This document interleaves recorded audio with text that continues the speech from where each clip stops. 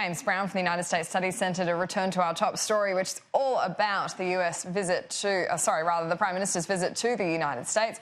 James Brown, I'm sure you just watched that rally attended by Anthony Pratt and Scott Morrison. Really extraordinary to see ScoMo standing side by side with Trump at a rally like that. Yeah, look, it's probably not helping us build bridges into the Democratic contenders. That work will have to be done by someone other than the Prime Minister. But I think two things on this. Firstly, the image of Australia as an economic contributor is very important. To be showing millions of Americans that Australia is investing in the US, that we're connected to the US, it really changes the narrative. I mean, the conversation usually is about Australia as a security partner, supporting the US on the global stage, and that's important. But in this administration and at this point in the US political cycle, being seen as a net contributor to the US economy is very important. But as you're right, it does look a lot like a rally, and I think the visit will be a success, though, for the Prime Minister. But we need to also put this into a broader context of what the US is trying to do here. This is all about the UN Leaders' Week. So this morning, our time, the President was at a huge rally for 50,000 Indians in Houston with the Indian leader Modi. And this is all about showing that the US has friends internationally. There'll be a meeting of the Quad foreign ministers, India, Japan, Australia and the US this week.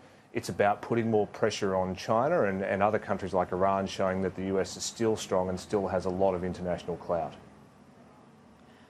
There is that significant or growing population of Indian Americans too, which is obviously a target for President Trump. But you raise a really interesting point there, because we're working off the assumption with this very strong support for President Trump that there has been this traditional support and that he is a likely winner of the next election. Do you think we are perhaps going too far in support by attending a rally with the President instead of just the normal formalities? Well, I think the pros outweigh the cons here. I mean, the optics of Anthony Pratt and Prime Minister Morrison with the President opening new ground, opening a new facility in the Midwest of the US is very powerful, not only for American audiences, but for Australian audiences too, I think. Yes, there will be some criticism, and we've already seen it this morning, for our leader attending what looks to all purposes like a political campaign rally. But how do you avoid that with this President? I think the need is there to go to the President on his own ground, and the pros definitely outweigh the cons in terms of this engagement. What's been really interesting too has been the discussion around Iran during this visit, and the Prime Minister being somewhat drawn in to the discussion with the President. Do you think that the tensions there are de-escalating enough that we aren't being put in too awkward of a position?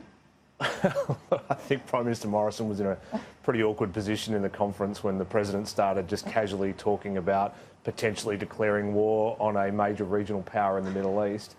Maybe we need a new part of DFAT that sets up our leaders to be prepared for those kind of moments. The President hasn't sort of shown any indication that they're going to take significant action against Iran this week in terms of military action.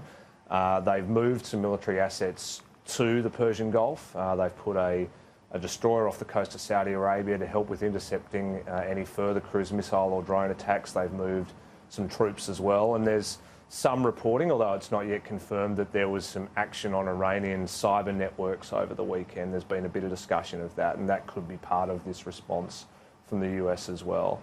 Iran has upped the rhetoric this week. They'll continue that whilst they've got the platform of the UN, and we'll just see more of that discussion this week. But I can't see the President yet committing to major kinetic military action on Iran this week.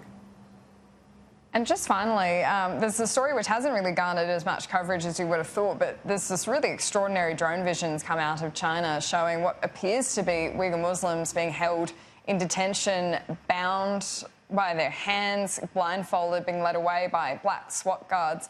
This really is an extraordinary insight into what's been happening in Xinjiang and the increasing pressure on China with what's being perceived as serious human rights abuses. Yeah, we don't know yet where this footage has come from. I've heard reports of footage like this for several months now, but if you watch this, you're seeing hundreds of people with their heads shaved, blindfolded, lined up in rows, being put on and off trains, and they're being apparently selected for that detention and re-education based on nothing more than their ethnicity and their religion. And if that doesn't remind us of other moments in world history, then nothing will. This is shocking footage. And the question it poses for Australians is, if this is what China is willing to do to its own citizens, what might it be willing to do to other countries' citizens? This really prompts, I think, some hard thinking by Australia about how we continue the human rights conversation with China. And it was great to see our Foreign Minister making some comments about this morning, very quickly addressing what is some really alarming and shocking footage of what China appears to be doing to nearly 1 million of its own citizens.